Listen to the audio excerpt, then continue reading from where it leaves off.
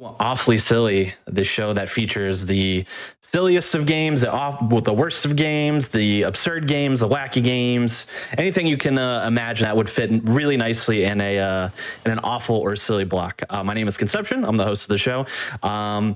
We're on every other Monday as part of Team Velocity, so we're here now, and we'll be back in 2 weeks. And I'm happy to be with you. Today's mission, should you choose to accept it, is going to be an Awfully Agents episode. But before we get into what exactly that means, just a few announcements we want to go over before we get started. First, if you happen to enjoy Frost Fatales like many of you did, I'm sure, later this month, the Frame Fatales group is going to be having a Game of the Month celebration that will be on March 26th as a part of Hotfix Productions here at twitch.tv/gamesdonequick. They have this excellent thing where they learn a speedrun every month in their community, and they're going to be featuring every game I believe they've learned since they started that program. So it's going to be really cool to see all the games that they've learned in that amount of time. If you are watching on YouTube in the future, go on over to twitch.tv/gamesdonequick. If you're interested in looking at our live content starting weeknights at 7 p.m. Eastern, like right now, and weekends at 1 p.m. Eastern. Your subs and bits help support weekly hotfix content, so please consider supporting our daily content by subscribing or cheering or anything like that. We really appreciate it.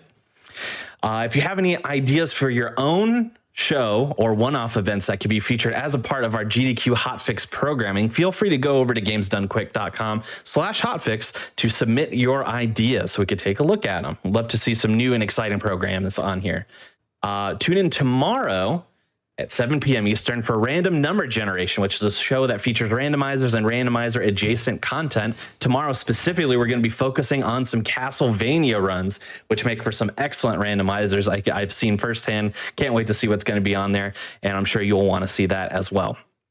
But for now, it's time for some awful agents, awful in quotes, of course, and we're gonna kick it off with a doozy of a game. It's gonna be run by Iceplug here, and it's none other than Alias. So Iceplug, go ahead and take it away.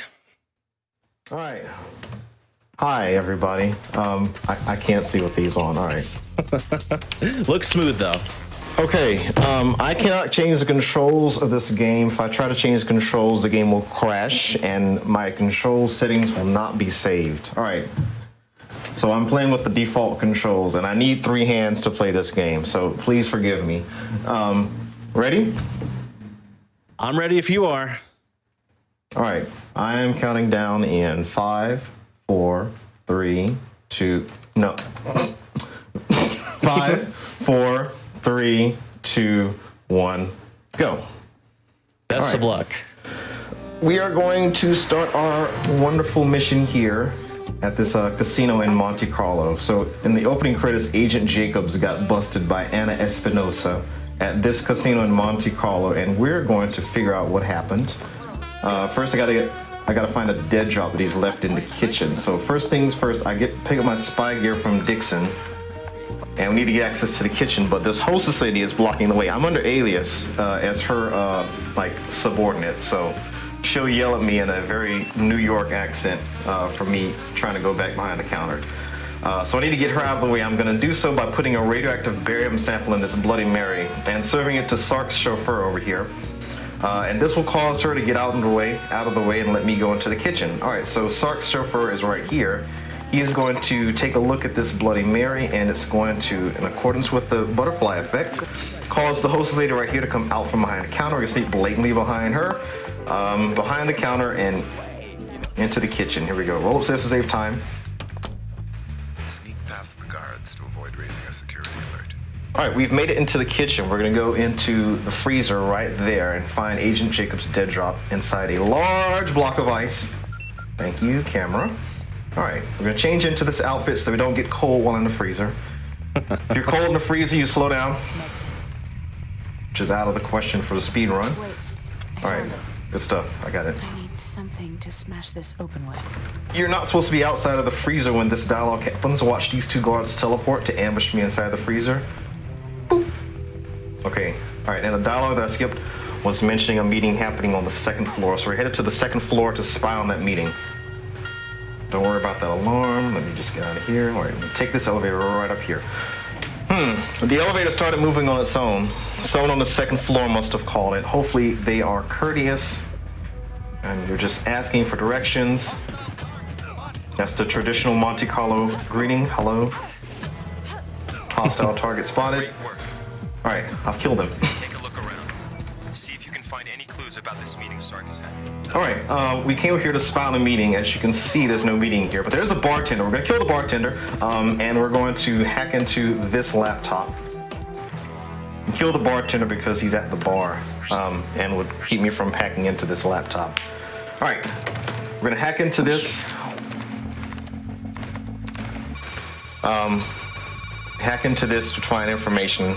It's supposed to be a meeting up here. We find information about the research lab that they have in the basement of this casino.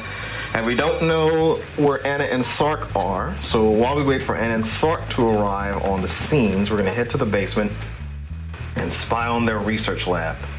In the research lab, they have the machine. Air quotes around machine. The game puts air quotes around it. The game puts air quotes. The game puts quotes around it. So I'm gonna put air quotes around it. Okay, so we're gonna take this elevator down to the ground floor. To get to the basement, we're gonna turn left and we're gonna find a disused elevator shaft here. Another traditional Monte Carlo greeting. Hey, how you doing? Out of my way. He's trying, isn't he? Brush my shoes off. There we go. All right, so we're gonna drop down to the bottom of this abandoned elevator shaft and then we'll make it into the basement. All right, drop down safely. If you don't drop down safely, you smack into a kill plane that's down there. Okay, so anyway, we made it to the basement. There are tons of rooms that we'll encounter in the basement. This is the first room. We'll call this room basement room number 1 for reference purposes. There are 3 doors which lead out of this room. Door number 1 leads the room with TV cameras and TVs. TVs. Behind door number 2 is a place where you can put a razor prism that will let you safely bypass the cameras. And you don't have to do that. Behind door number 3 is the rest of the basement. That's where we're headed. We're not going to install the razor prism. Ooh, you missed. We're not going to install the razor prism, but we are going to get scolded for it. First by the CIA. They really don't want me doing this. Totally cover this room. There's no way through here without being spotted. We're going to ignore them. Actually, not if you use the razor prism. Oh, Marshall. If you find an open CCTV access point to tap into the system, we can see through their cameras. Then we'll be able to find a way through. I gotta say, those facial animations that are in like these little cutscenes and these little squares are surprisingly good for a 2004 game, I feel like. Yeah, they had to do that part up because there's actual like big name Hollywood stars. All right, I'm definitely not supposed to be doing this. You try not to die here. Oh my gosh. Oh my gosh. I'm still alive, by the way. Okay. Yeah, we see it. But what is it? I don't know. If they are building weapons, they have enough material for a small army. See what you can find out about this machine. Okay. All right, Stormtrooper Stevie Wonder will shoot me down off this balcony. Come on, there we go. Don't shoot. Oh my gosh, what is this? Yes, shoot your friends. All right, this room is basement room 2. We'll be back here later, hopefully. We roll upstairs to save time. Okay, not all stairs we rolled up. We'll just run up these. When Sydney opens doors, she's sometimes out of my control for about 2 seconds. As she dramatically enters the room, I call this dramatic entrance animation, or DEA. That's an aerial takedown practice card. This room is basement room 3. We'll be back here later. Let me head across here and cross your fingers. Here is basement room 4 and up. Don't it. Okay, so let me briefly describe what happened here. There's supposed to be a cutscene telling you not to step on the floor. If that cutscene doesn't happen, there's nothing for you to do except step on the floor and die. All right, so I've got safety saves. Always prepared. You love it. Oh yeah. Okay. Oh my gosh, where is this save? All right. Mind me, just getting back over here behind door number 3. Okay. Those cameras totally cover this room. There's no way through here without being spotted. Just watching this again. Actually, not if you use the Razor Prism. Now, if you can find an open CCTV access point, Yeah, we to get get the sunglasses out, and yeah, we get to see some more of these facial animations. You Let's see know, what I can do. a win-win if you ask me. I gotta get through this again. Since you haven't installed the Razor Prism, they put 5 guards here. They really want to kill you here. Oh my god, that was so good. I'm on the stairs. Yeah, we see it. But what is it? I don't know. All that bobbing and If weaving. they are building weapons, they have enough material for a small army.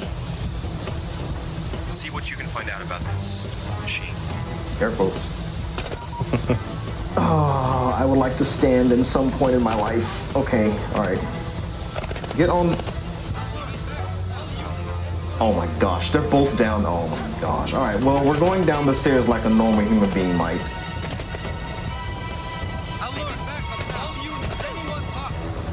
I don't know. I usually hang off the stairs like that, so. Move it, buddy. Alright. This guy is standing. I want to stand up. Oh my gosh. He likes to fall over. It adds tension and time. Alright. Roll upstairs. You know. If I see a flight of stairs, I'm rolling up them.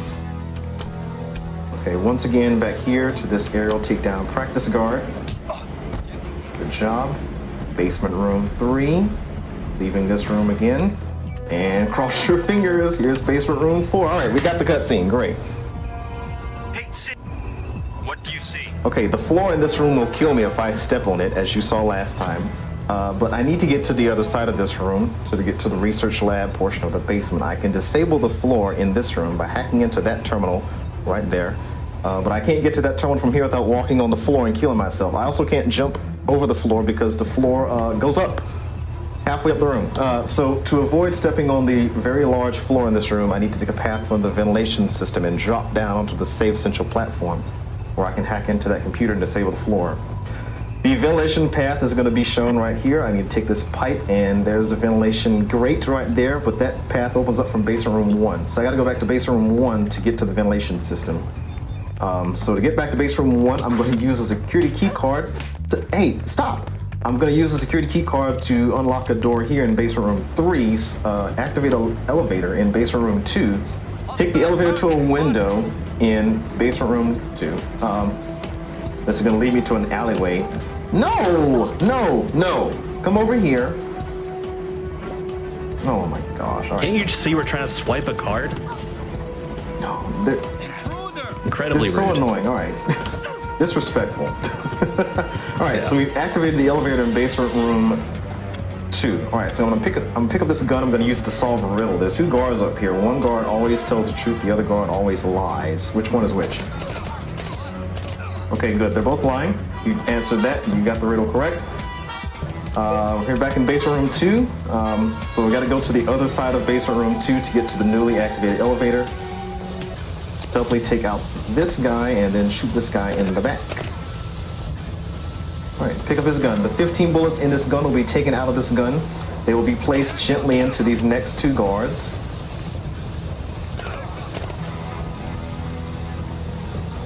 Okay. And here's our newly activated elevator. We're going to take this elevator to the top of basement room 2,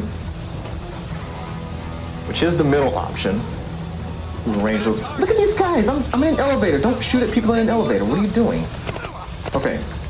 So around this corner, we're gonna find a window. Monte Carlo windows. Good work.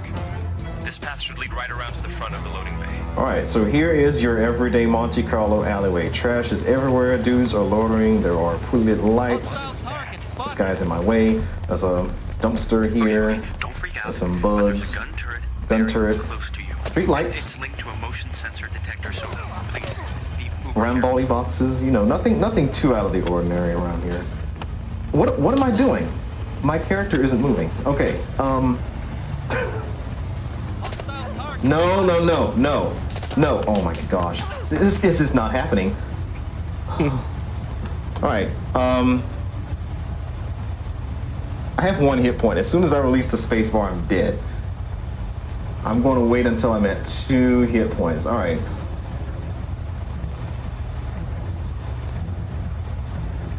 So, how y'all day going?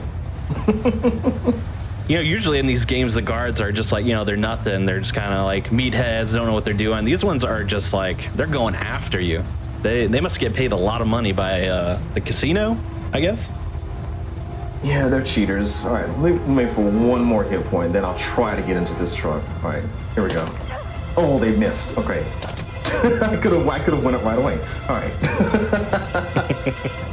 Okay, so the truck that I was in drove me back into basement room 1. We're gonna get onto the catwalks. We're gonna shoot this guard because he's in a bad position. Okay. Climb up this ladder and then we're gonna run along some catwalks. All right. Please do not fall off of these. All right.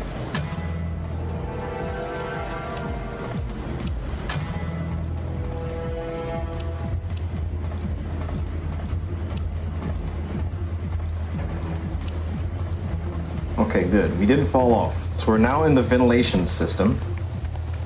Switch back to normal view. Take our ventilation system ladder and roll here, then kick this grate open, and we're back in basement room 4.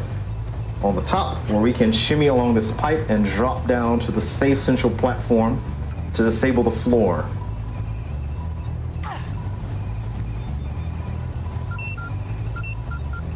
All right, because I loaded a save, my menu's different. Okay, so we're gonna hack into this to disable the floor.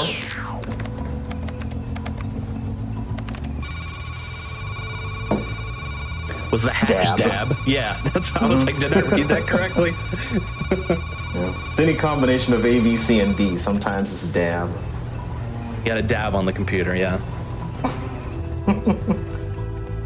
Okay, so we're now in the final room of the basement. I shot my bullets, so these guards are gonna shoot me. Not if I shoot them first. Okay, we're going to eliminate this guy. All right, and we're gonna pick up this gun. We're gonna use this gun to put down 2 combatant scientists in this room. I didn't kill him earlier. All right, now we're gonna pick up their fingerprints. Get this guy's fingerprint from his abdomen, and we're going to pick up this guy's fingerprint from his back. The reason we get both of these scientists' fingerprints is because you need to apply 2 fingerprints to 2 terminals simultaneously. However, Sydney cannot be at both, so what we're actually going to do is we're going to hack into one of these terminals and then run to the other terminal and apply the fingerprint over there, and we'll simulate applying the fingerprint to both. So I'm going to hack into this one and then run to the other one once I'm done. Okay, so once the screen goes away, you're going to see a countdown timer for 50 seconds. That's how much time I have to run to the other terminal and apply the fingerprint over there. If everything goes properly, you won't see anything less than 22 seconds, which is, I've only gotten once in my entire life.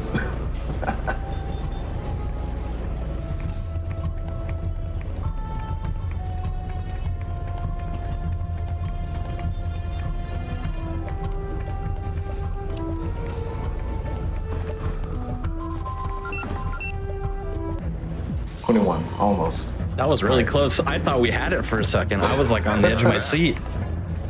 It's always close. All right, anyway, the central area is now open. Before I go there, I want to get the attention of these 2 combatant scientists. They'll follow me and punch me out of normally unskippable dialogue. First, they're going to watch me come in here and pick up their precious laser prototype. Looks like some kind of laser. Oops, Not like any laser I've seen before. Walk in view of this camera to spawn a guard with a gun. I have a positive ID on stock. He's heading into the Gershon for his meeting. Today, this may be our only shot to find out what they need the laser for. All right, we need come to get on. back to the Gershon to eavesdrop on the meeting. Understood. So make sure these guys follow me.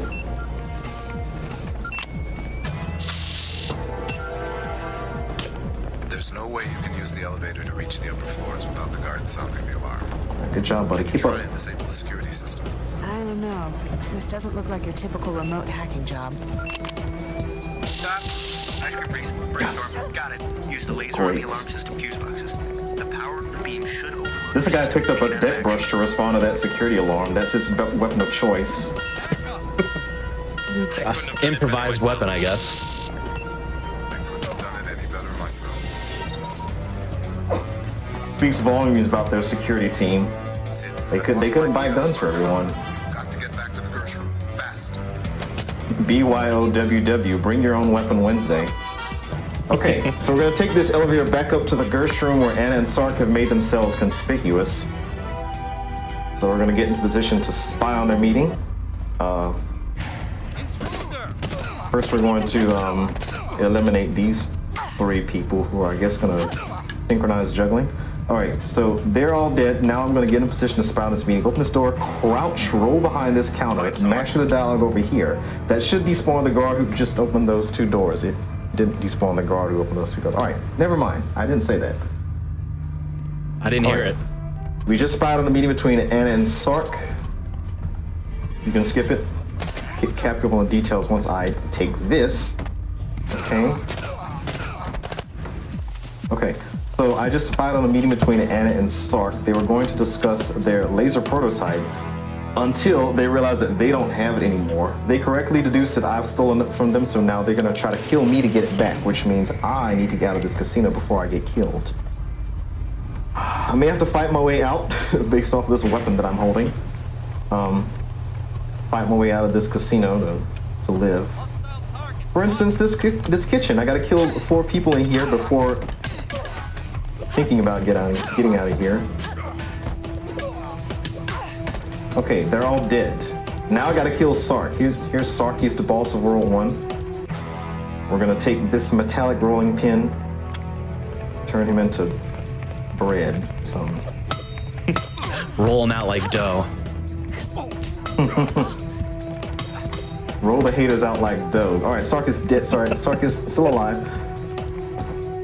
But this door magically unlocks, so now we can get out. But we need to get out of here. The doors are blocked. I can't get out. What do you mean you can't get out? I need you to get out. Let's hop out of the window then. All right, let's hop out of the here. There we go. Okay, great. We're done with level 1. Our next destination is a museum in Saudi Arabia. During the meeting that I skipped, we noticed that Anna was interested in this bone that's at this museum here in Saudi Arabia. It's a bone with an ancient Rambaldi fuel source in it. Anna wants to get this bone from this museum tomorrow morning, but we're gonna get the jump on her and steal it from this museum tonight using my alias as a museum donor. Gonna make a donation, and I'm gonna go through all the security before I make my donation for some reason. And my alias is gone. The guards who respond to that security alarm are gonna shoot and kill me, or they're gonna try to anyway. So I don't want that to happen. I don't want to be shot and killed, so I'm going to, get the jump on them. Surprise, you're dead. And take their gun, Never be too safe as a museum donor these days. Okay, so anyway, the bone that we're looking for, we're gonna find that bone by first finding the museum inventory, which is a few rooms ahead. There's more lasers here. You can use a laser beam to turn off these lasers, but it's not necessary. On the case of speed, anyway.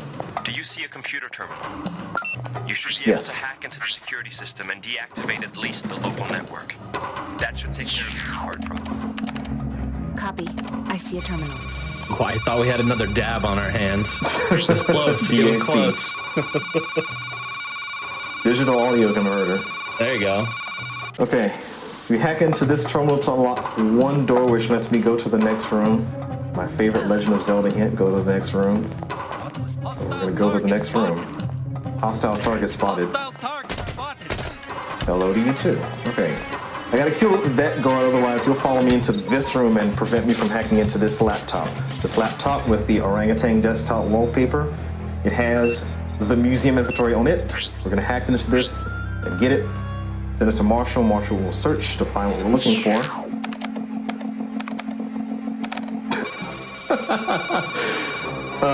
Marshall will search and find 6 bones, 1 bone on this floor, 5 bones on the bottom floor to make sure we have the correct bone. We're gonna get all 6 of those bones, starting with the 5 bones on the bottom floor.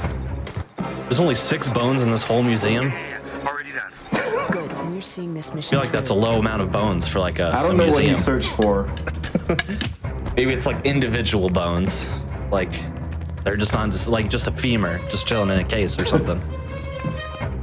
Yeah, we're gonna see what the bones look like once I get down here to the bottom floor. So the cutscene that I skipped was Anna's goons. They're everywhere. And Anna's goons include this guy. Sometimes you gotta shoot before you can see him. Oh, I think I barely got that one. Okay. Okay, so remember that guard is good. I'm gonna take his gun when I come back from the bottom floor. So again, there are 5 bones down here. The game's gonna show you one of those 5 bones. It's in the display case. All the bones are in display cases, which look like that. As opposed to the other bones, which are not in display cases. All right, so yeah, there are 5 bones. We're gonna get 2 bones from the room that I am entering in 3, 2, 1. This room has 2 bones in it. This is the first bone. That's the first bone, Sydney. Thank you, Vaughn. The second bone is over here. Okay, good. Second bone collected. Okay, we've got the second bone, so we're done with this room. We're gonna head across to this other room. There are 2 more bones in the room that I'm entering. Right here, this room has 2 more bones in it. Hostile target spotted. Quick with That's the 3 so far. accusations, huh? You're halfway home. I'm just trying to get some bones. 2 left. Almost there. Bye. All right, we got both bones in this room. So the last bone down here in the basement is the bone that was shown earlier, down here at the end of this hallway. If you get a clear shot, you can break this glass in 1 bullet. Hostile target spotted. 1 more to go. Ooh. Sid, hold your position. That's a confirmed visual? Okay, we have movement outside the museum on the satellite again. Anna just entered the building. Do you read me? I'm just trying to roll upstairs as much as I can. So we got all 5 bones from the bottom floor. The last bone is...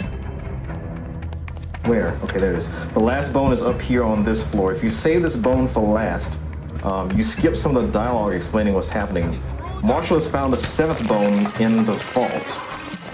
The vault is a new addition to this museum. That's why Marshall didn't find that bone the first time. I don't know how that works. But Marshall also detects that Anna has hackers that are trying to open the vault so that Anna can get access to the 7th bone. Marshall tries to interfere, block the hackers from being able to open the vault, but he fails, gets his own position compromised, and Anna gets into the vault with the 7th bone. So once we grab the 6th bone, which is in the room to my left, we're going to head down to the vault and try to get the 7th bone. Okay, so again, the 6th bone is in this room. Hostile target spotted. What was that? All right. Moon spade. Okay. You think it would just be easy just going over here and breaking the case, but Sydney automatically targets hostile enemies. So I can't break that case while those 2 enemies are there. Sid, you can still get to the vault. All right, quiet, Vaughn, I need to concentrate. Hold on. Wait a minute. Weren't you a waitress? Je suis désolé, vous me confondez avec quelqu'un. Hold it. You're not going anywhere. Hey, it's the bald guy from the casino. He's back with friends. While they all get staged during that cutscene, they're gonna swivel their swords around.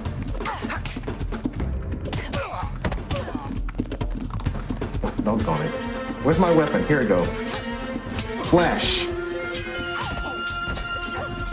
Alright, are they dead? Oh, he's not dead.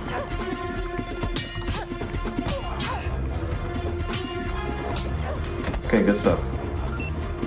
Alright, you gotta kill all 3 of them before this door magically opens. Okay, and this is the shaft. The shaft leads down to the vault, and the vault is the last known location of Anna and of the 7th bone. Hopefully Anna's still inside this vault so that we can get the bone back from her, trip her up and clothesline her, get the bone, make our way out. I'm gonna do slow shaft. Fast shaft is more ridiculous and hasn't been working for me recently. Slow shaft is just going down here the intended way. Alright, and guards with guns have superhuman reflexes. As you can see there, that guard didn't even know that I was a human being before he started shooting. That reaction speed is just truly out of control, and almost every guard with a gun, every guard with a gun is like that in this game. Those guards should try speedrunning. I bet they'd be really good at it. That It'd be fast reaction a time. force to be reckoned with. Alright, there are 5 Ramboli artifacts in here. Yes, you can take a picture through the glass divider. Don't worry about that. Don't just Photoshop that out. Okay. So Anna was not inside the vault. She's got the 7th bone. She must be somewhere else in this museum. So we're gonna have to hunt for her. Where could she be? She's right there. She's getting away. She's getting away. I'm not gonna catch her. Lock onto the bone with the signature reader. I should be able to track her via satellite. Every time they take the camera control away from me and give it back to me, the camera's like probably in some different location that I'm not expecting. Also, when you go into new rooms, sometimes the camera just teleports somewhere else. But I have a lot of, ire for trying to figure out where the camera is going to be. Oh my gosh, you are in the way. Ooh, knock forward. Alright, so there's Anna. We're running after her. You'd think we're trying to get the bone back from her, but you actually can't get the bone back from her. You can't catch up. Well, sometimes you can catch up with her. She gets lost. You can't get the bone back from her, so what you're actually supposed to do is what the objective says, which is to follow Anna.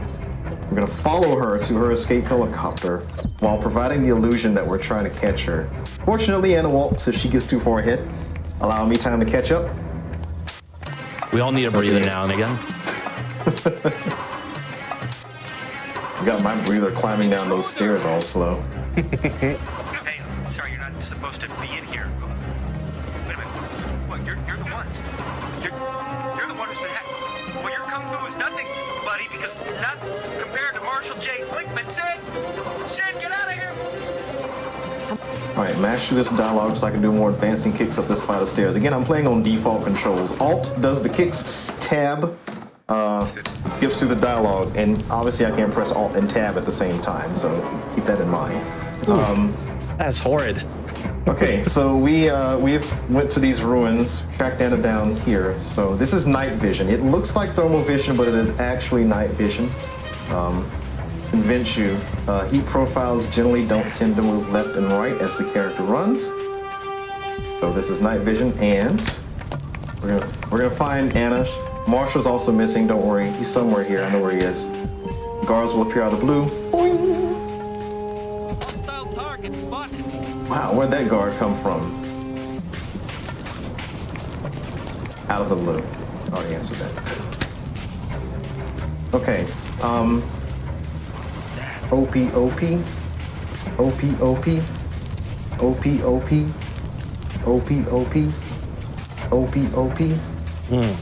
OP. Yeah. This is all the commentary you're gonna get from me from here. OP. I love the occasional ice plug break into song in the speedrun. I've seen it once or twice before. OP. Keep myself in control of my senses.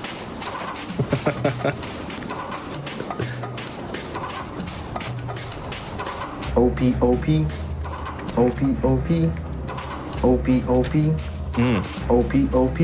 Yeah.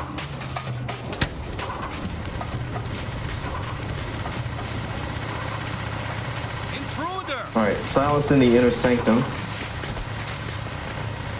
There's a door atop these stairs, and on the other side of the door up here will be something surprising.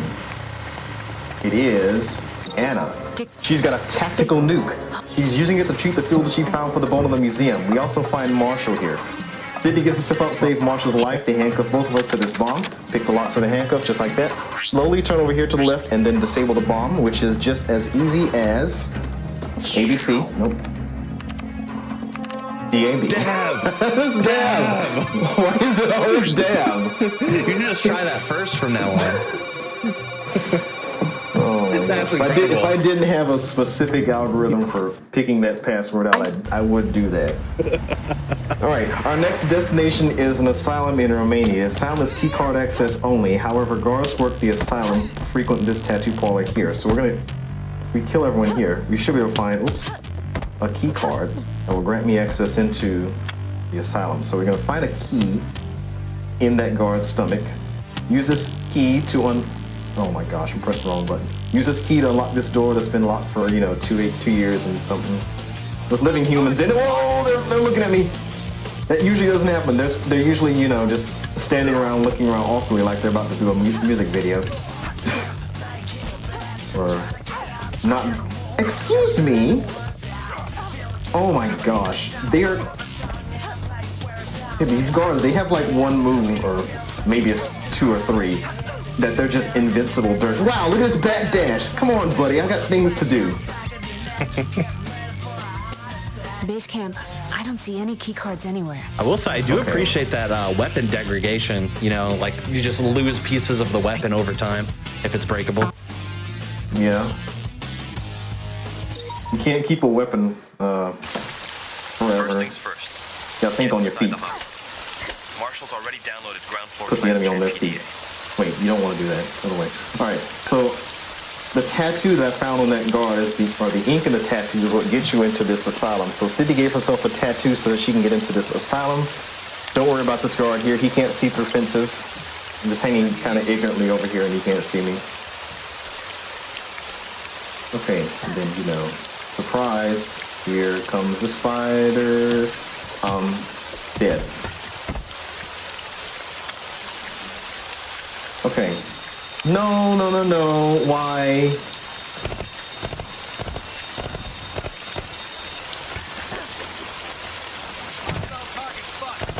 Pick up the gun. Pick up the gun. Oh my god. I didn't know you could jump on that. Alright, look. Please stand up. What? Oh my, this is how disaster happens. Sydney, will you? Oh my gosh, I'm dead. Brutal. Oh my gosh.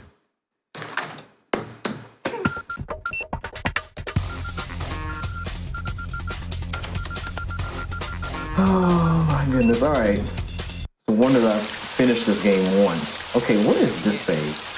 Oh my gosh, alright, well. How did I quit? Oh my god, I didn't break the chair in the save. What are you doing, self? Honestly don't think I've ever had to load this save. That is so, like... The classic marathon luck strikes again, you know?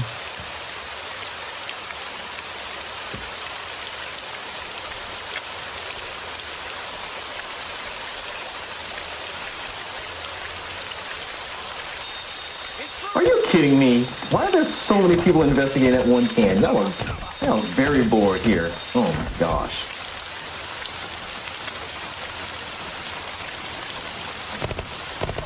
I guess I should be more stealthy, yo.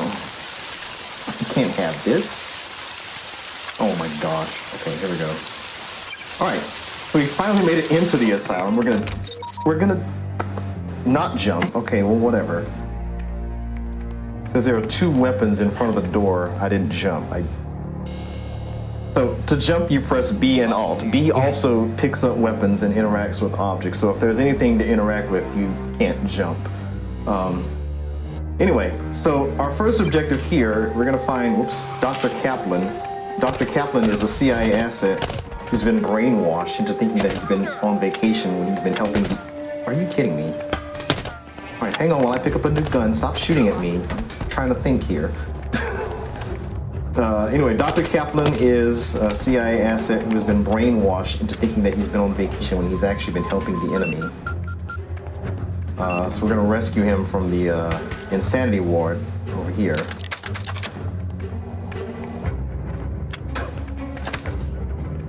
All right, so he's just over to the left. All the insanity ward padded cells are locked. Oh my gosh. The game is reminding me that it's a stealth game. All right, so here comes a guard running up with a gun. He'll be running around the corner with a gun. Okay. I think they're all dead. Okay, search this guard's pocket to find a padded cell key. The padded cell key unlocks all the padded cells here, but we're only interested in one which has Dr. Kaplan in it. That's this one here. First, we're going to talk him back to his senses. Okay, and then we're going to unlock the cell with the key that we just picked up. Open the cell with our hand, and then talk to Dr. Kaplan again to rescue him. Or to start rescuing him. Rescuing Dr. Kaplan spawns armed guards. Where'd that guard come from in that hallway? Would have killed him if you were there earlier. But maybe he was there the whole time, you never know. They spawn one guard right here so that I have to deal with him. And I can't just run out, even though, you know, there are other people alive here in the lobby. So I gotta take him out. All right, take Dr. Kaplan to safety. Take Dr. Kaplan to safety by taking him out the front door.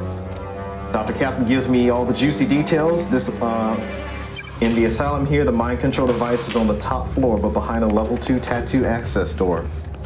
The tattoo that I got from the tattoo parlor is only a level 1 tattoo. To get a level 2 tattoo, I need to find a scientist who's been killed recently. The scientist's dead body can be found in the morgue, which is in the basement. To get to the basement, apply the passcode 4747. Why do you keep doing that? 4747. Is that the passcode, Sydney? 4747. Let's see if this works. Take this elevator down to the basement, which is floor -1. And what Dr. Kaplan does not tell you is that the great 180-degree camera switch there. What Dr. Kaplan does not tell you is that the morgue is locked, and you have to find the keys to the morgue in the break room down this hallway. So, I ambush this mad doctor. This malpractitioner is going to waste my time. Come on, come on up here. All right, there we go. Okay, so those 2 ambushes on those 2 people let me shorten the lives of these 3 guards. There might be a stealthier way to approach this.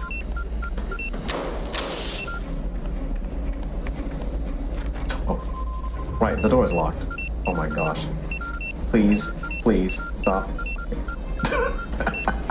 Just really want you to EMP the door. Get lost in menus. That's what I'm doing. All right, so I'm going to... What? I'm going to do the wrong move? Okay, take the gun. Take the gun. Oh, not that gun. All right. Search this guard's pockets to find the morgue key. I'm jumping. Okay. Oh, someone found that other gun. Okay, so now that I have the keys to the morgue, I'm going... I don't know what that was. Oh my gosh, no. All right, so anyway, I've got the keys to the morgue. It's time to go to the morgue. The morgue is on the complete opposite side of the basement. Okay, do I have an audience? There's no audience, okay.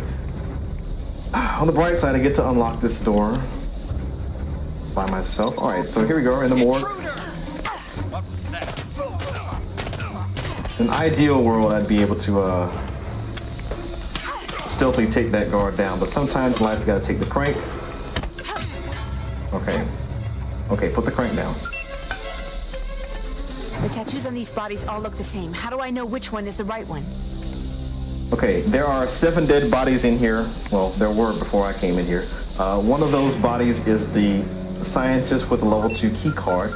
It's always this one. Let me scan his DNA so that everyone at the CIA knows that this is a scientist with level 2 tattoo. What's this? All right, we're gonna take this X-ray machine. Doubles as a... No. We're gonna take this X-ray machine, which doubles as a gas spectrometer, and use it to analyze the tattoo. While they do their analysis at the CIA, I'm gonna head into this storeroom. Okay, so the level 2 tattoo is just an adjustment to the one you already have, a liquid magnesium sulfide. Is it French? If you can find the storeroom, you should be able to find the sulfide that will get you into the upstairs lab. Okay, I've made it into a storeroom where we're gonna find the tattoo chemicals.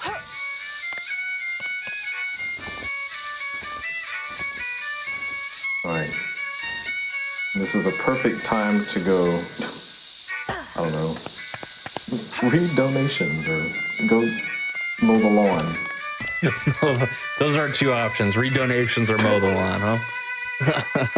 All right, well, if we have a second, I'll take a second here to plug the show that's coming up after Awfully Silly, which is, of course, That's Never Happened Before, a show that features glitch exhibitions and explanations of some of your favorite speedruns. I believe tonight, if I'm not mistaken, we are going to have some Sonic action on the show, so that should be pretty fun. So stay tuned after this show for that.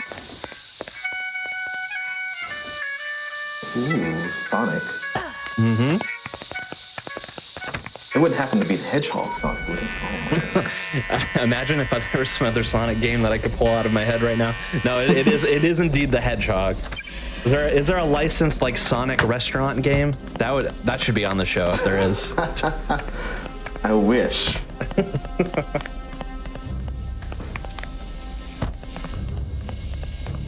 Sonic the Komodo Dragon. Okay, I've got the level 2 tattoo chemical, so I'm heading up here to the top floor where I'm going to use my level 2 tattoo to open that door.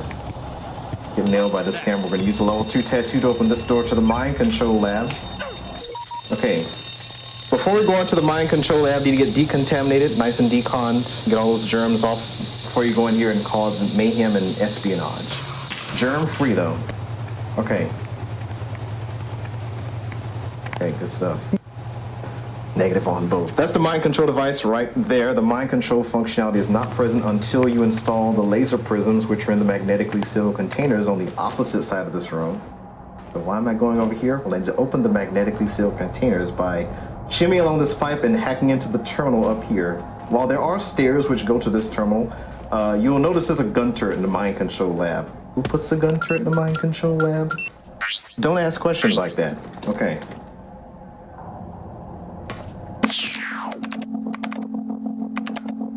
Dak. Oh man. So has it been dab dak? Have I missed any? I don't remember. Yeah, that's too wild. much of these, they all start blending together. Dab dak, Okay. dab dak. Gun turret's deactivated. You can go down the stairs without worrying. Before I grab these, Marshall wants a picture to do some analysis. I magnified your picture by 10 to the 83rd power. Now, you see those grooves on the prisms? These bad boys have subatomic microchips built into them. Must be for all the brainwashing, right? Because that's why Captain was on. La la la la la la. I'm frolicking on the beach. La la la. I'm Captain. When in reality. Okay. Shout outs to subatomic microchips. Let's grab these laser prisms. And Sark is coming into this room right now. If Sark comes into this room and sees the laser prisms are missing, I will game over regardless of where I am or what I'm doing. So I'm going to quickly install those laser prisms into the mind control device. Also, if Sark comes into this room and sees me in here, I will game over. So I'm going to hide from Sark on the other side of this box. Okay.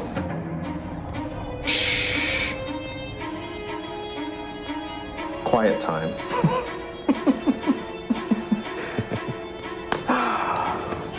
I'm gonna wait for like a minute for him to like walk around this room and do Sark things. Pat, make sure you're whispering if you're chatting, okay? We don't want to give Ice Plug away. Make sure you're whispering.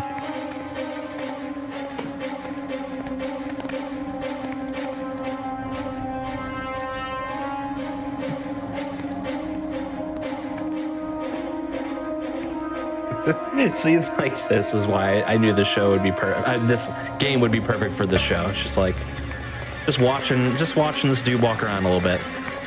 All right, here's a cut scene which doesn't make sense where I'm staying in this room. Plain as day behind this box. Guess none of those saw me standing here while they set up this whole experiment.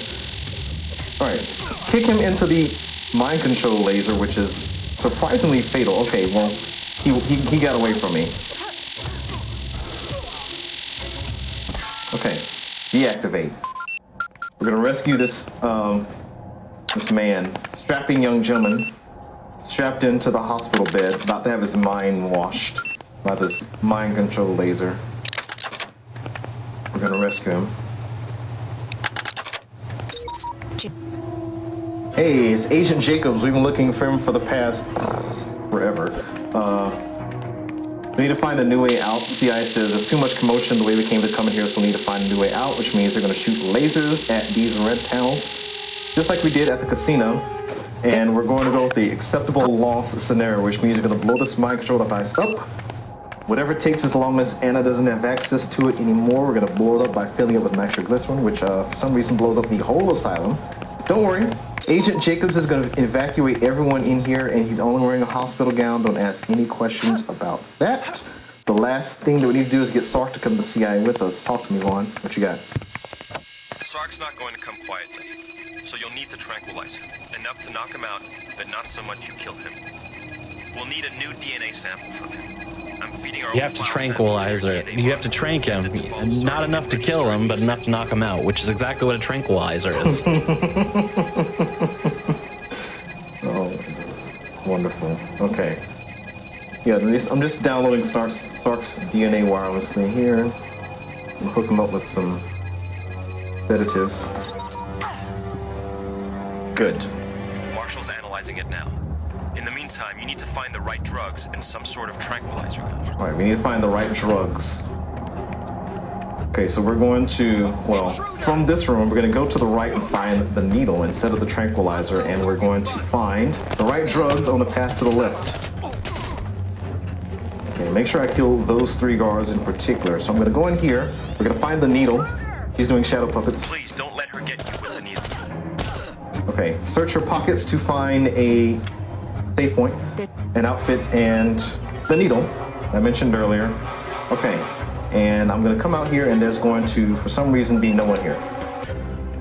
All right, so I've got the needle. It's time to go to the pharmacy and find the right drugs. Yeah, quiet night tonight. This guy didn't hear the massive gunfight that I was just in, like, you know, a room over. Okay, up through the walls of the pharmacy. We're going to find the right drugs here. Okay, I've got the tranquilizer chemical. I've got the needle. It's time to sedate Sark. Where is Sark? Just in this room right here. All right, here's Sark. We're going to sedate him. Whoa. All right, dead legs, and here comes the needle. Got him. Oof. You'll have to push him out. Find a wheelchair. All right, Sark is unconscious. He is sedate.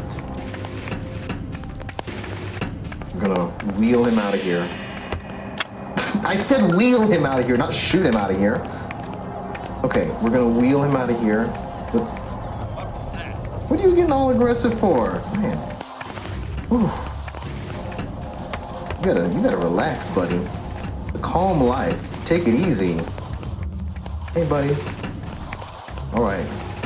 Coast is clear. Just need to wheel Sark all the way to the exit. Certainly nothing bad's gonna happen here. Has been made. They're powering down this whole section of the asylum. I was just about to make a comment about you wheeling him out while running, but then you were just running while pushing him with your body there, so. Yeah. I do that. You don't get, you know, fine control by doing that, but sometimes it's the best thing that you got. All right. So I got May. There was a guard who doesn't exist who saw me. I got to use this elevator manually like this. The nitroglycerin starter rack. I've got 5 minutes to get out of here before everything blows up. Blows up. Okay, so I'm just gonna wheel Sark out of here. That's just gun. I'm not planning on using this gun. That depends on how poorly this exit goes.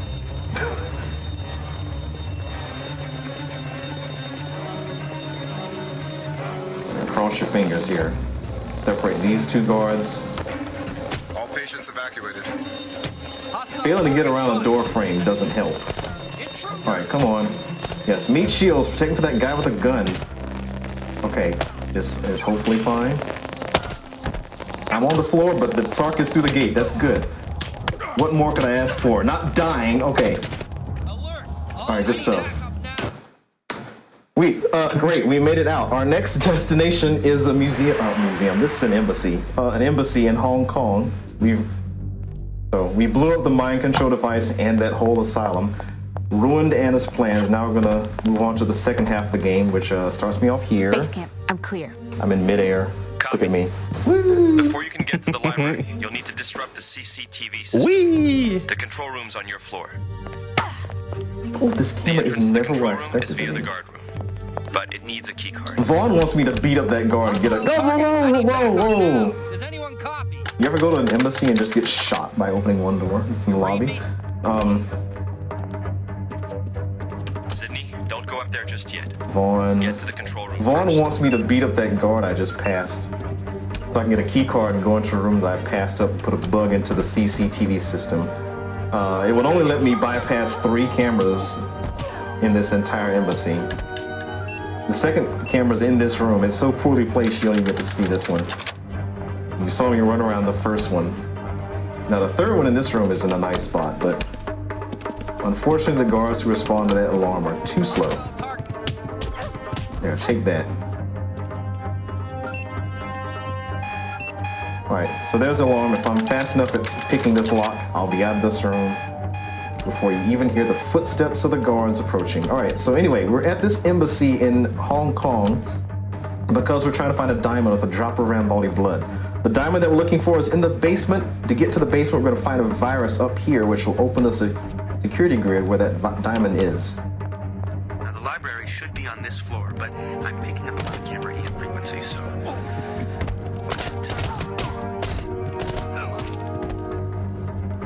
What are you doing? Oh my gosh. Amateur hour here.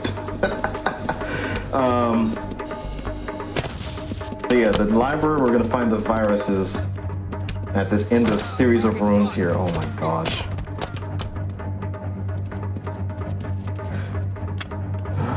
Yep, just find the gun. It's somewhere on the floor. All right, so the library is at the end of this tortuous hallway here. We're gonna fight this guy. Mano a mano. Those aren't my monos. Okay, so the library is at the end of this tortuous hallway, just around this corner, but Sloan has appeared, and if Sloan sees me, I instantly game over. So I'm gonna hide from Sloan behind this door and wait for him to pass. It's actually kind of weird. Like, what is Sloan doing? You expect him to just like, oh, just going to catch a meeting in the basement. If you stay here long enough, Sloan just walks up and down this hallway. It's like he's pacing, like he knows you're here. Got nothing better to do, apparently. Sloan is bored. You know, when I'm bored, I go to, you know, foreign country's embassy. Hang around the upper floors. Okay. Doesn't everyone? We made it to the library. The virus is going to be somewhere in here. This secret passageway. And we're going to find the virus right here. Download it with our USB 0.0. Come on. Fight these guys while we wait. Sid, look out. Watch your back. No, wait a second. The flashcard hasn't downloaded the entire virus yet. You have to hold your position. A silent alarm must have been hit. Heavy reinforcements coming your way. The download's Great. still incomplete. Then you need to buy more time. Start by blocking the library entrance. Okay, objective complete. Lock the library doors. Objective update. Lock the library doors.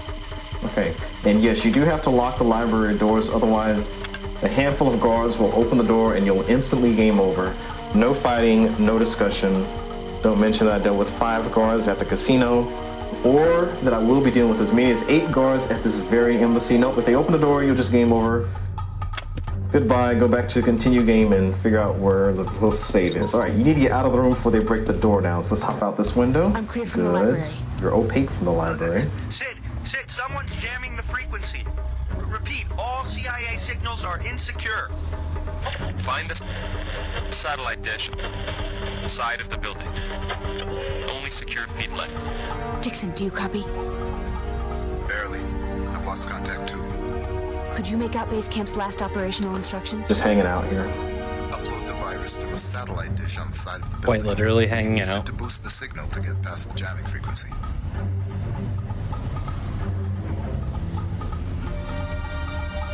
Need some death-defying action here, so we're just on the side of this building. There's spotlights everywhere. You think if I walk in these spotlights out, an alarm will go off and like paratroopers will know. You'll just get shot. You'll be shot by nothing and, you know, take damage. So try not to walk in view of these spotlights. The problem is the last spotlight is timed in such a way that I'm gonna be climbing a pipe. And if it shoots me while I'm on a pipe, you know, I fall off the pipe. So it may not look like it, but I intentionally walked in view of that spotlight, which slows it down, gives me enough time to get to the top of this pipe before it shines on the pipe and shoots me off of it. It'll probably show up right up there. It is. All right, here we go. Orient the satellite, just like dish. transmitting. Hope they pick this up. Sydney, we're back online. We have the virus, and we're transmitting on a different channel for all comms traffic. It's at the high end of the GSO spectrum, so we won't have any more jamming problems. Okay, how brilliant is this? It's pretty. I think I've outdone myself, and that's hard to. Courtesy of your upload, I stumbled upon an encrypted map of the lab. Now I'm downloading it and the virus mutation to your PDA now. According to the plans, the lab's in the bottom level of the embassy, under the garage. Yes. Successfully shot fish in a barrel. Alright, search this guard's hip to find the level 2 key card. The level 2 key card will be used to unlock this door. This door leads to... I've already been here. More importantly, we're going to use a level 2 key card to get access to the lowest floor. So I'm going to head back to the staircase and go all the way down the staircase. Hostile target spotted. Move! Oh my gosh. I love how they just aggressively just stand in your way and don't actually fight. Okay. Hostile target spotted. Hostile target spotted. That's how they say hello. Hi. I'm gonna drop that gun there. I'm gonna leave that gun for later. There's gonna be some madmen that need to be regulated. Save that gun for later. So, yes, rolling downstairs, because again, rolling downstairs is slightly faster than walking down the stairs. You know, call the chiropractor. Straighten that back out. Sometimes you take fall damage while rolling downstairs. Very realistic. All right, level 2 key card opens this door, which leads to the garage, one of the most secure garages in all of video games. The highest level key card gets you access to and fro. Jump over this ledge, and we're done with the garage. Bye. I'm not in the garage anymore. Cut the camera feed. There you go. Don't keep looking. Some say they're still looking for you to this day. It's a shame they despawn once I leave. All right, now we're in the basement. We're going to encounter this lovely room of death. Okay. Entrance to the lab should be at the other end of the storage area. I am way outmanned here. Can you find a way past them without fighting? Okay, there are 8 guards in this room. Each one has a gun, and they want me to go through this room all safe, but that may or may not be happening. Intruder. May is looking a little bit more likely. Okay, we're over. Yes. All units. I need backup. I'm on the floor again. Okay. I'm at 3 hit points. I am at 3 hit points. They all missed. All right. Whew. All right. We made it. All right. Install the virus that we got from the CIA to open the way into the sophisticated security grid. We've made it. Now, there's going to be one guard here. We're going to fail to aerially take him down. For whatever reason, it doesn't work on him. It sometimes works on him. Okay. Pick up his gun. All right, we're going to go into the next room and find the diamond. It's going to be in the safe. It's got to be in here. That diamond's got to be in here somewhere. Do you see? Hey, what are you doing? Intruder. Oh no, it's the science mafia. Back up. I gotta kill him, otherwise he'll prevent me from hacking into the hacking? Picking lock on the safe. All right. Oh, come on.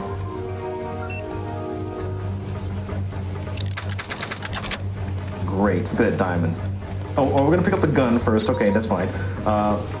Let's get out of here. Base camp, I have the diamond. Prepare for extraction. Sydney, we just traced the jamming signal to inside the car park. It's completely foreign to all known CIA frequencies. Sloan? Yes. No, No. it's too advanced even for him. Right. If someone else knows we're here, we have to find out who. Can you find the signal's route location? There's a truck parked Let me goofily hack into here. the server and retransmit the data to you.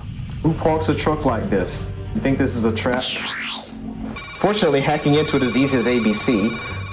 Hack into this. Hopefully this isn't a trap. I may be a little bit paranoid about, you know, all that basement stuff, you know. Maybe it's fine. Maybe there is no trap. Maybe somebody will just, you know, just end. Sydney, I've located the bomb. It's in the ballroom. Bomb. I'll deactivate it. You concentrate on getting everyone out. You knew it. The embassy blueprints show there are fire alarms on each floor. And it Now, was too I've good to be highlighted them true. on your PDA map. If you set them all off, it should evacuate the building. Yeah, so the truck parked suspiciously in the garage parking lot was a trap set by Anna, but Sloan has used it for his own, selfish purposes to get the diamond. Sloan was, on the other side of the truck like, Sydney, you've got something I want. 3 left. Considering all the work it took me to get to this diamond, Sydney's like, Sloan, if you think I'm going to give you this diamond, you are out of your mind. And Sloan is like, I figured you'd say something like that. So I've placed a little bit of leverage. I've placed enough C4 in this embassy to turn everyone inside into embers. And then Sydney gave Sloan a diamond, in hopes that Sloan wouldn't actually blow up the embassy. But after giving Sloan a diamond, Sloan says it's 10 minutes for the bomb blows up. Not much else, so, oh my gosh. So Sydney is like, 10 minutes is not enough time for me to evacuate this entire embassy.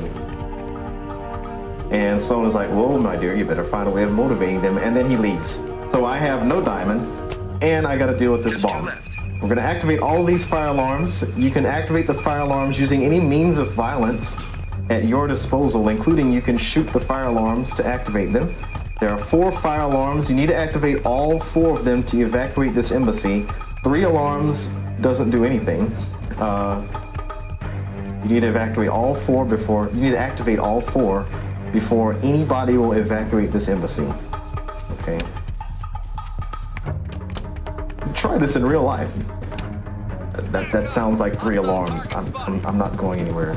Oh, there's the 4th alarm. All right, let's go. There's only 1 left. Rifle butt attack is the only attack that Sydney has that does not automatically target the nearest enemy. That's why I have this gun. Well, also because you can activate the fire alarms at a distance, so that part is also pretty nice. Okay, so we've activated 3 alarms. Again, 3 alarms won't do the trick. I gotta go to the ground floor and activate the last alarm down here. So remember that gun from earlier? I picked up that gun. There's gonna be some madmen showing up earlier. Dancing guard here has an unavoidable kick. Thank goodness she didn't use it. But she will use it here. Oh no, oh no, oh no, oh no. Okay, I got away. All right, now they're evacuating. I'm using a key card. No, Sydney, no. Okay. I'm on my way. We're headed to the ballroom to help Dixon disarm the bomb. Now, of course, Dixon has got, a clear room. You can focus on disarming the bomb. Everyone's evacuated. No one wants to be blown up by a bomb. I'm just kidding. There are 6 people in here with him.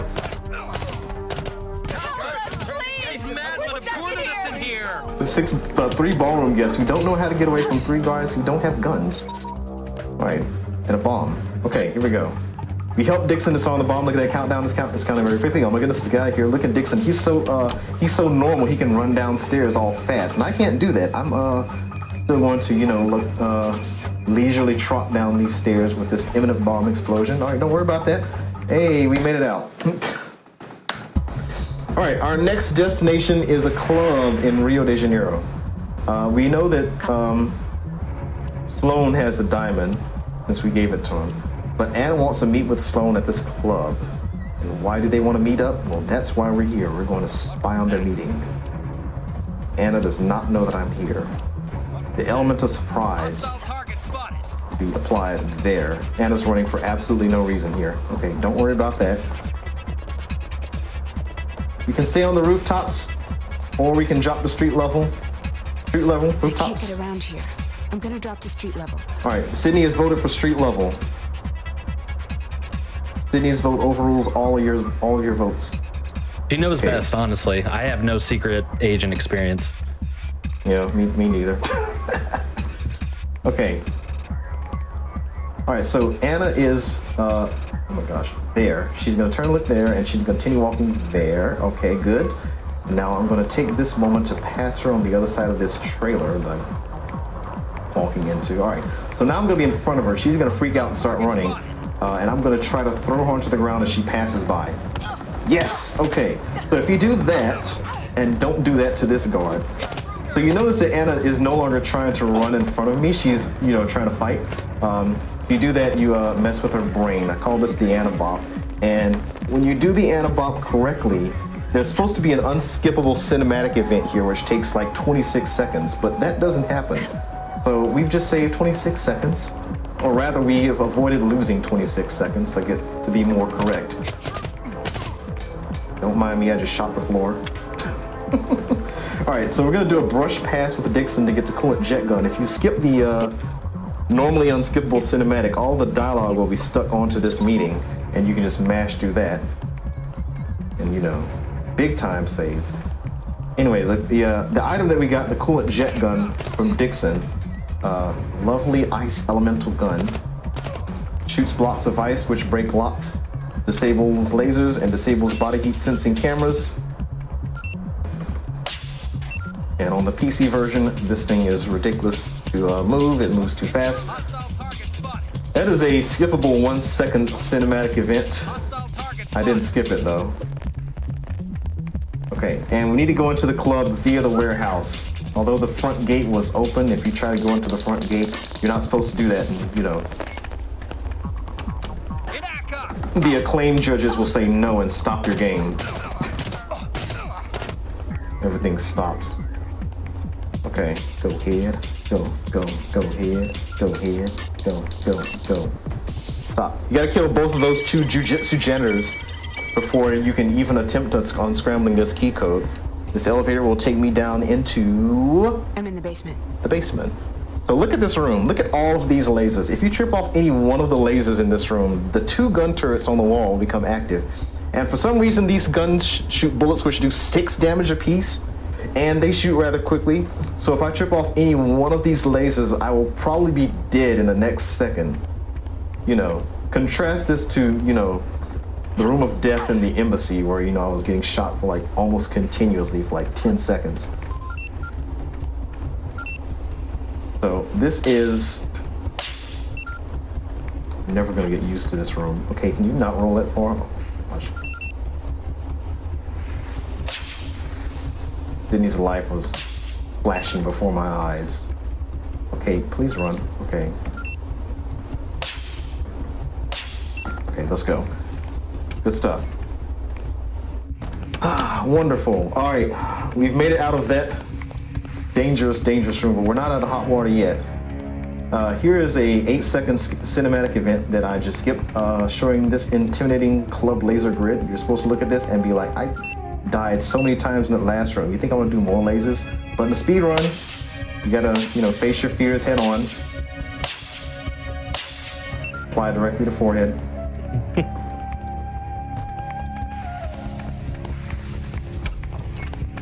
Apply directly to forehead, kappa, OP, one hand. Okay, and this guard will be popped up. Pop! No! No! Can you do what I'm thinking? Okay. Alright, so we're gonna go into this. I'm gonna go back down the hall and pick up that gun. Gotta go to this side room here and pick up a key card from this room. There's 2 guards in here who of course are looking directly at me.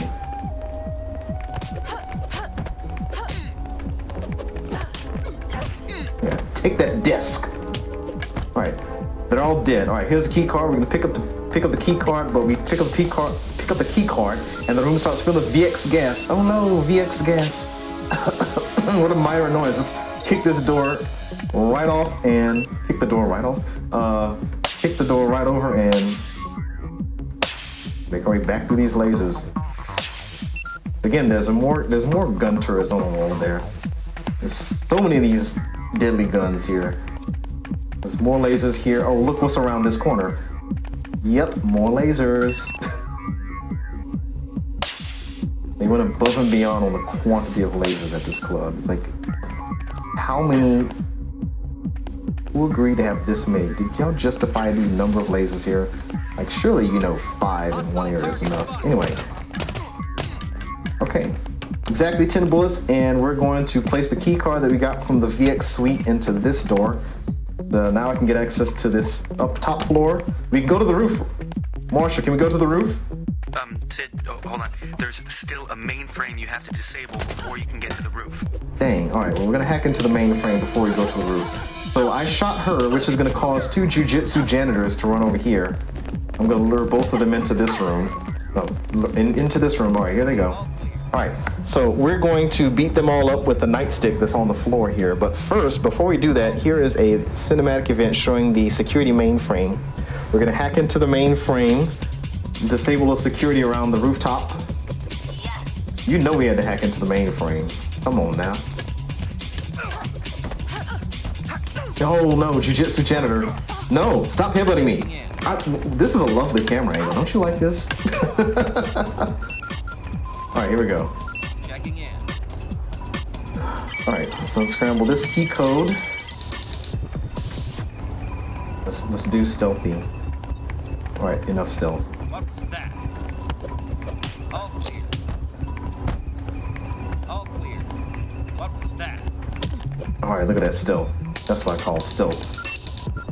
All right, here we go. Hacking into the mainframe. Hardest hacking problem in the game. Hold on to your butts.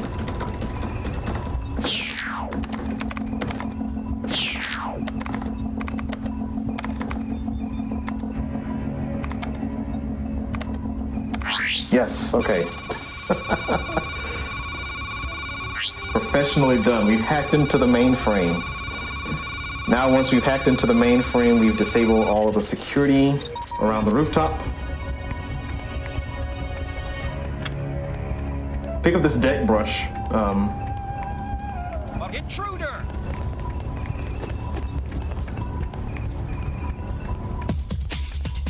Go ahead, go ahead, go ahead, go ahead, go ahead. All right, here is use recorder to record the meeting. Here's a cutscene where Cindy gets ambushed. She's held at gunpoint. There's 3 guards. She's got, very dangerous situation, but fortunately these guards only have 2 hit points. Okay, now we need to kill the 8 guards who are going to file into this room. Magic wand attack. Bing! Fatal. No, don't do that. Okay, 7 more guards. Get ravaged. That's good. Okay, 6 more guards. Intruder! Go ahead. Go. And stop. 5 more guards. No. 4 more guards. Hostile target spotted. An angry bar patron. 3 more guards. Intruder! Go ahead. Go ahead. Go ahead. 2 more guards. 1 more guard.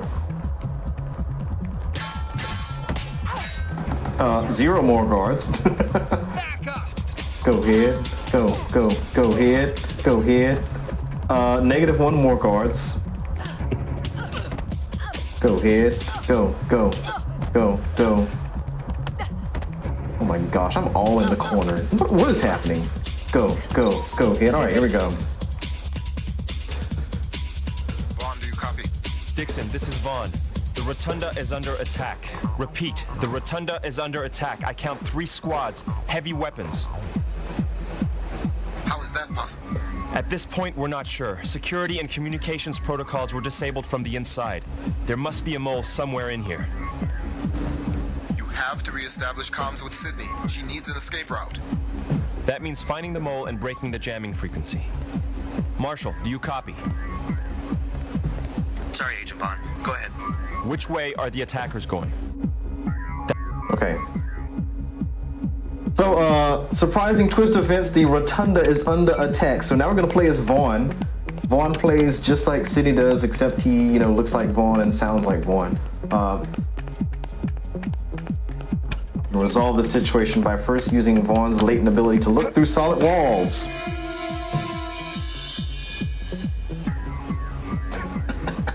Into front flip from a standing position. That's pretty wild. I could never. Oh, yeah, we both characters do standing. I have both characters doing those. Okay. See that guard shoot without aiming? What a cheater.